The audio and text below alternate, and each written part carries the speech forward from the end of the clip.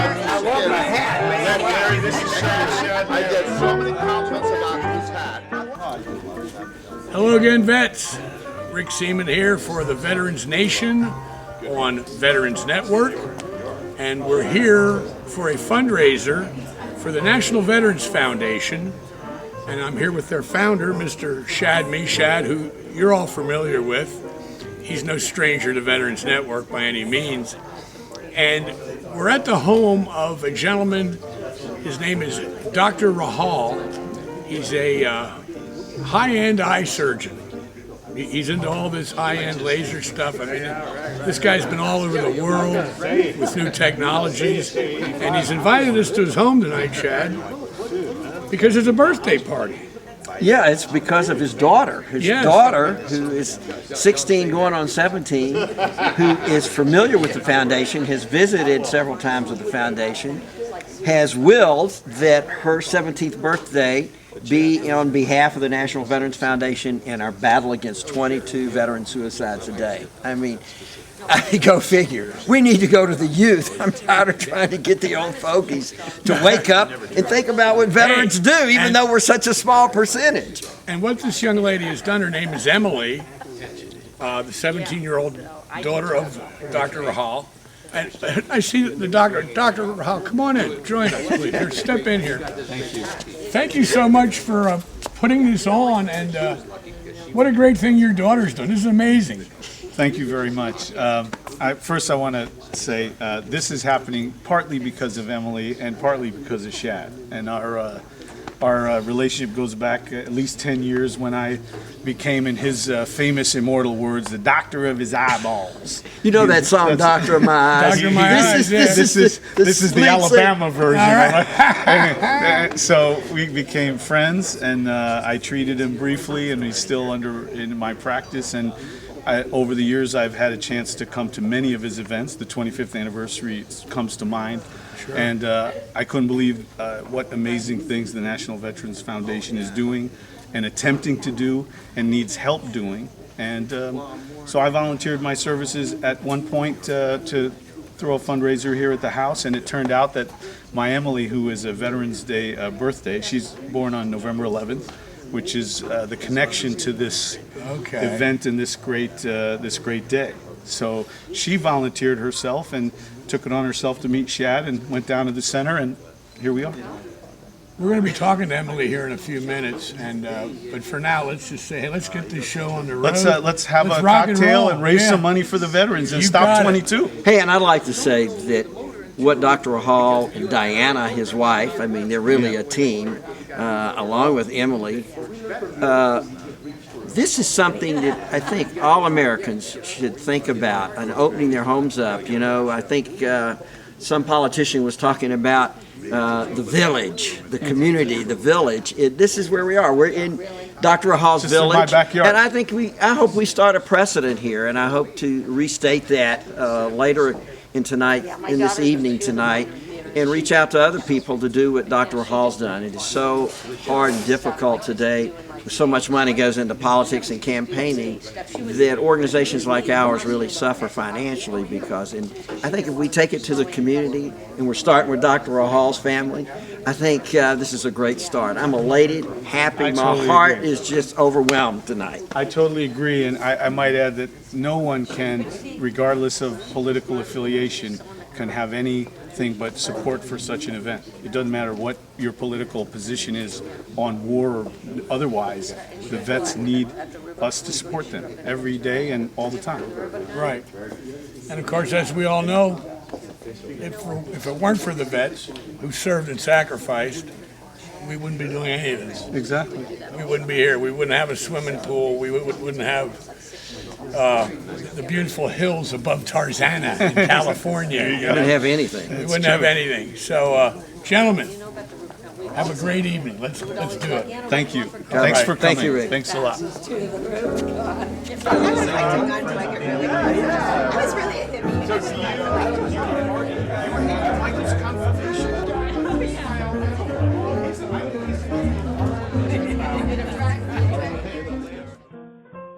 This is Emily Rahhal. I'm Gloria O'Brien. And Emily, it's your 17th birthday.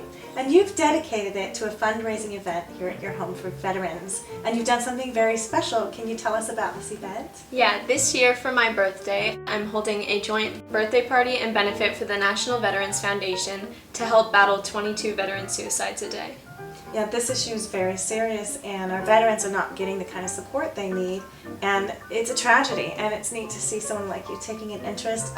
What first motivated you to get interested in helping military veterans? I initially met Shad Mishad, the founder of the National Veterans Foundation, through my father, and once I was able to see what he does and able to meet some of the veterans who work at his office, I was fully invested in the cause. And it's so important for people of every generation, but specifically of my generation, to keep veterans in mind and to be aware of the cause. Yeah, we need to welcome them back, we need to care for them, we need to let them heal.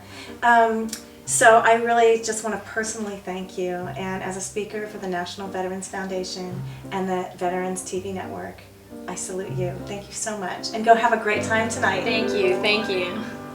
Oh, say, can you see by the dawn's early light what so proudly we hailed at the twilight's last gleaming, whose much stripes and bright stars through the perilous fight o'er the ramparts we watched were so gallantly streaming, and the rocket's red glare, the bombs bursting in air, gave proof through the night that our flag was still there.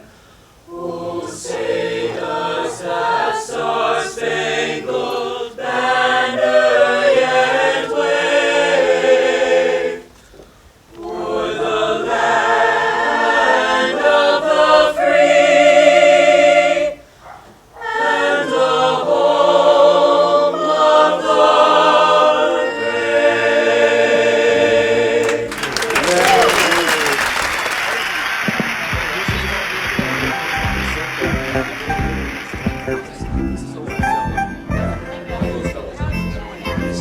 Something about comeback. Whenever she starts to come back. He's been working all the time.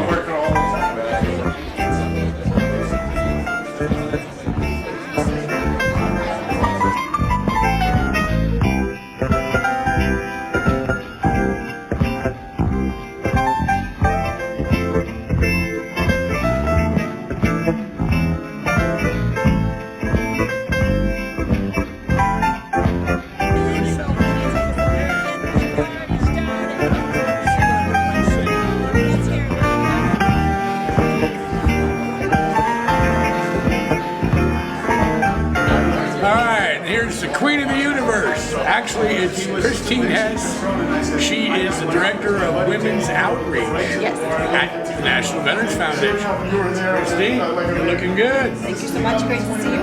Great to see you, and have some fun tonight. I hope so. We're not having fun already, right? I know. We're going to make it fun. All right. Hey, go NVF. Go NVF. Yeah. All right, we're here at Emily Rahhal's birthday party to raise money for the National Veterans Foundation, and I'm with Stephanie Benigno. Are you having a good time? I am. Thank you. Thank you so much for supporting us. We're trying to stop 22 veterans a day commit suicide. It's great that you're here supporting veterans. And are you having a good time? I'm having a blast. Thank you. Great. Thanks for coming. I hope a lot more people will bring light to this issue. Absolutely.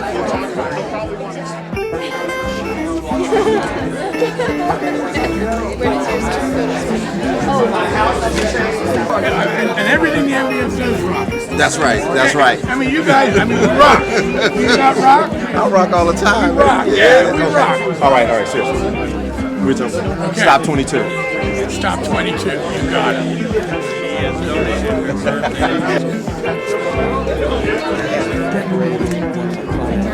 All right, I got Shad here again, and with us is Mike Sorensen, Iraq vet from the 25th Infantry Division. That's 2-5 infantry. That'd be right. Mike, thanks for being here, man. Thanks. Thanks.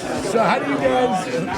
I met Michael at a IVA event here in LA. It was just an unbelievable coincidence. I met a lot of these young vets. I work with these young vets, and he came up and we started talking. He was at a low point. He lives with his dog at the time. I don't know. He's got a PTSD dog or something. Yeah. He was struggling, trying to wean himself off a lot of medication. He had his highs and lows, and we've been interacting ever since. And I hope for the positive. He sure looks good.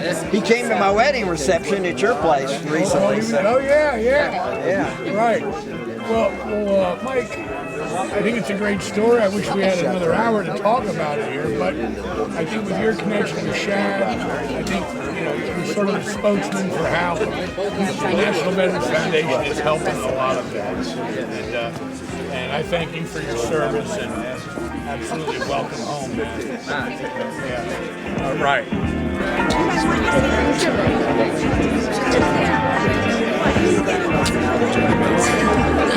Happy birthday to you. Happy birthday to Emily. Happy birthday, dear Emily. Happy birthday to you.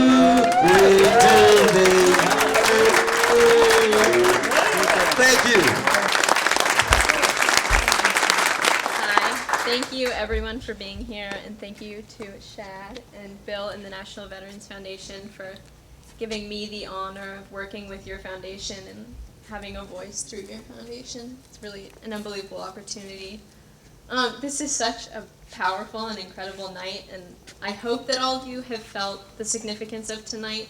I certainly have at this point, having all of my important people from my childhood and from my growing up, and having the National Veterans Foundation and their representatives here, and seeing these two collide, and all of you having the moment that I had when I got to sit down with Shad when I was like 13 or 14. I hope that you all get to experience that powerful moment that I got to experience, and I still experience every time I'm with Shad and his organization. I had a whole speech written for tonight, so I'll try to get some of my main points out for you guys. So people always ask me, like, how did you get involved in this? So I guess the most compelling thing that brought me to the National Veterans Foundation is that every year in English class we have a certain theme that we follow, and all our books follow and we discuss in class.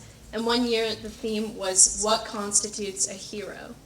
And we had discussions and seemingly endless English classes where we talked about what does it take to become a hero. And I came to the conclusion that everyone knows how a hero's story begins. Everyone knows how a hero is born. But it's more difficult to define how a hero's story ends and where the hero goes after they've performed their duties. We all define American war veterans as heroes, and we say there are American heroes, and we hear this term all the time. But what does it really take to be an American hero? These people sacrifice their lives. They sacrifice everything. They put their lives on pause so that we can continue ours. And then they come home and their stories are not so heroic. We need to do our part so that they can finish their heroic duties. It's not enough to label these people as heroes, because what does it really take to be a hero? We all want to be heroes. We're all heroes in our families, our communities. We all strive to be heroes in the world. But what do you do once you've finished your heroic duties? 22 veterans committing suicide every day is far too high, and honestly, we can all do so much to change it. I haven't done enough of my part. I know we all haven't done enough of our parts, and if we all really work on this, it's such a solvable problem. We just need to offer help. We need to offer support to these people who are offering all their help and all their support. They're doing the ultimate task to help us and let us lead these lives. Let me go to sleep upstairs every night knowing that I'm safe and that I can wake up the next morning and have a wonderful life and go to school and sit in that long English class and talk about what constitutes a hero. There's another side to that we don't see, and it's impossible to see the other side to it, but we can try to be sensitive to the other side of it. And once you feel this impact that I hope most or all of you can feel tonight, it's so much easier to be sensitive to this side once you see these people and you see that you would see them on the street. You would never ever know that they're the people who allow you to go to bed in your bed and to wake up the next morning and go to English class. You would never know that these are our American heroes. So let's please try to acknowledge these people, to offer support, to offer our help. Just little things, very little things, just be aware. Just know that when you're passing people on the street, they're among us, they're anywhere. These veterans are everywhere among us. You feel them in your everyday life, even if you don't directly, this went out, but that's all right. Yeah. Even if you don't feel it directly, indirectly, everything you do, it's allowed by these people making these sacrifices. So thank you all for joining me tonight and for becoming more aware and trying to feel this significance.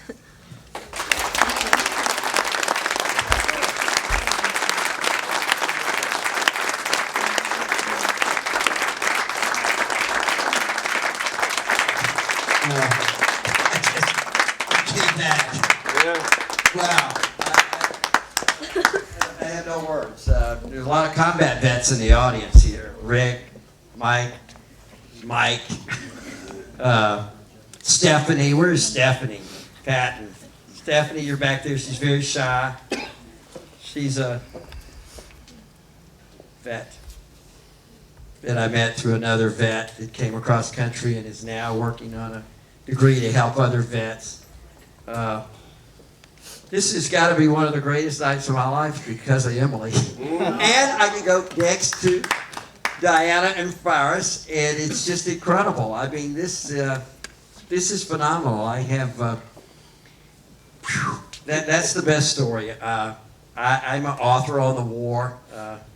Some of you have read my story and my year in Vietnam. It's kind of a cross between a MASH and a Catch-22. My young Midwestern producer-director Scott McCullough over there has taken it almost to a feature film. It's interesting. It's only about my year in Vietnam, and my life has really been after Vietnam. It's been an incredible journey. 45 years ago today, I was in a MASH hospital, just catching a ride on a Huey. Got shot down by Russian machine guns, just being I wasn't a combatant. I got out of that. I was just catching a ride, and you just never know. I was very lucky. Many of us in that ship were not lucky, and people have asked me how I stay in this game for so long. One is I was blessed, and I felt committed to people like Rick and Mike Cates, and all the other combatants that we have with us. But what moves me is Emily. That's what moves me. We all get stuck in our work. No matter how successful you are, I don't care how much money you make or how great your reputation is or, how big your career is. We all get stuck, It's all that goes on up here. It's a very complicated world today. And I have to say, I have been stuck several times. I mean, if I was to tell my true story, from the 70s, the 80s, the Vet Center program, I mean, we even had counselors taking their own lives that were working with vets. And things that I've seen that aren't on the news. But what happened tonight for me, Emily, and the Rahhals, is I'm not stuck. I'm fired up again in this old body, and God bless you guys, and God bless you.